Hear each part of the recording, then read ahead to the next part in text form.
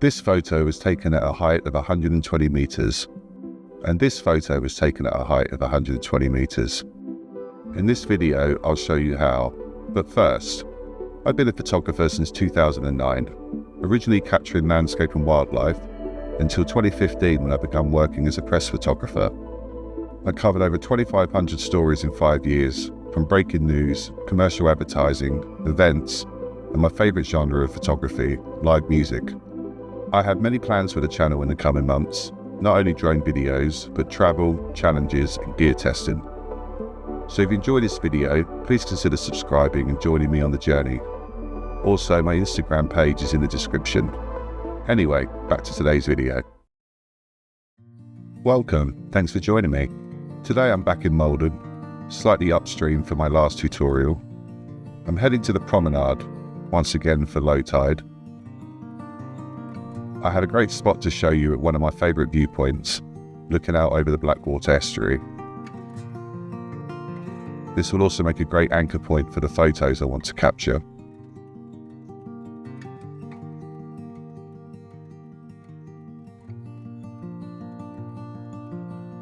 I've opted for the DJI Mini 3 Pro this time, although any drone that can look straight down will be fine. So let's get airborne and I'll show you how to get unlimited height photos.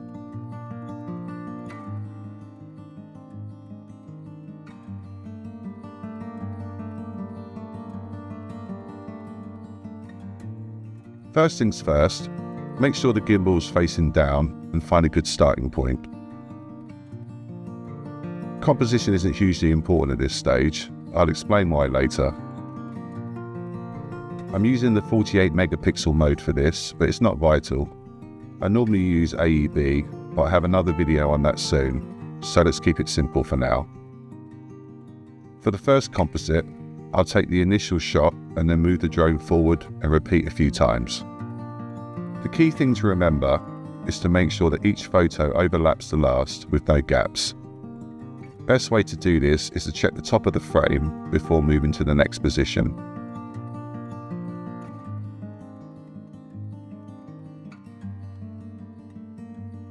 If we jump ahead to the merge finish image, you can see it looks good, but it's a very narrow ratio. If it was cropped to 16:9 or 3:2, much of the photo would be lost, but this can be remedied. Back at my original starting point, this time I'm going to repeat the same path as before, but once that's complete, return the drone and head left, take the same amount of shots, fly back, then go to the right of the original frame, and repeat as before. Now we have a much wider shot that's more usable than the previous. If we compare to the first, it's much better all round.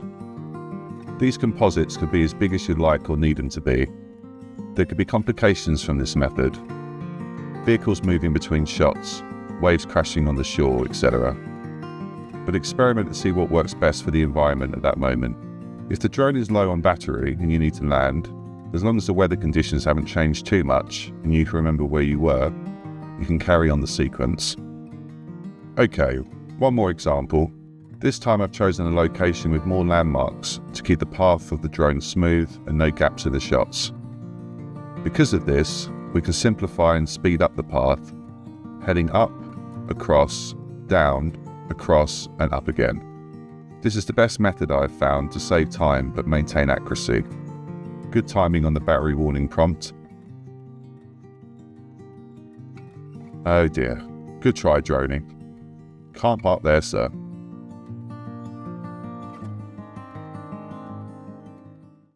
Just before we move on to the editing, I wanted to briefly show you the PhotoPills app that I used to plan this shoot. I know there is a lot of information on the screen, but all that matters today is the highlighted box in the center and the height displayed below it.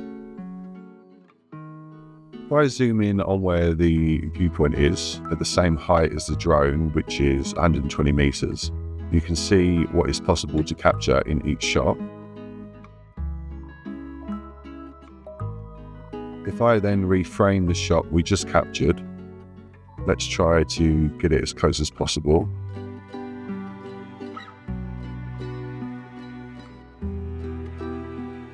240 meters high, so that is twice the legal limit.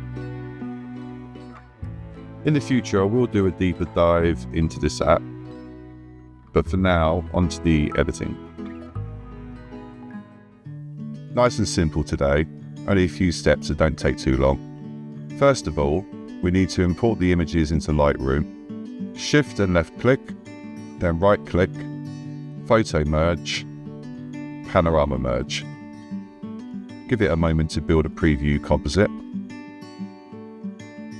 On the right hand side there are a few options. Apply auto settings will be on as default.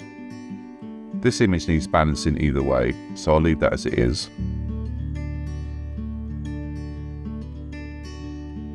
Auto crop will try and find the best ratio it can based on the data available, but often leaves out some of the frame. So I rarely use that. I much prefer boundary wrap, which instead distorts the image to keep as much as possible. Lastly, on this menu, the default look will be spherical. I've never had a need for cylindrical, but perspective can be a useful option. Let's compare the two briefly. That's looking okay, but there is a distortion on the building that wasn't there before, so I'll swap back. That's much better. When you're happy with how the image looks, click Merge, go and make a cup of tea, have a walk, read the Lord of the Rings trilogy whilst Lightroom does its thing. Okay, so the image is merged, perspective is good, all that's left is to balance the photo. Let's lower the exposure, increase the blacks, make it more vibrant and increase saturation. Looking pretty good. As you can see, if I zoom in, there's still great detail as the file size is greatly increased by the merging. This image is 133 megabytes. Last step is to crop the photo to our desired ratio. 16:9 is the traditional for wide format landscape photos. 3:2 is the standard for most DSLR cameras. I'll rotate the image and choose 16:9 for your convenience. Now that's all done, all that's left is to export and save.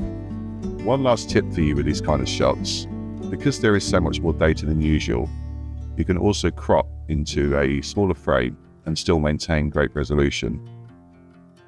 This is why at the start of the video, I said composition is not that important, because in the edit you can experiment and find it after instead. Even at this ratio, the detail is still there. Let's take a look at the final image.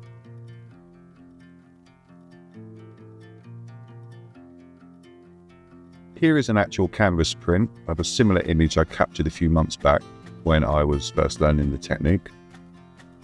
I got this via Snapfish, who offer the 36:12 inch ratio, and I'm really happy with it. One more example before I finish the video. This was taken in my hometown along the high street. A couple of cars appeared multiple times and had to be removed in the edit, but all in all it still works well in a built up area, plus the detail on the zoom looks great.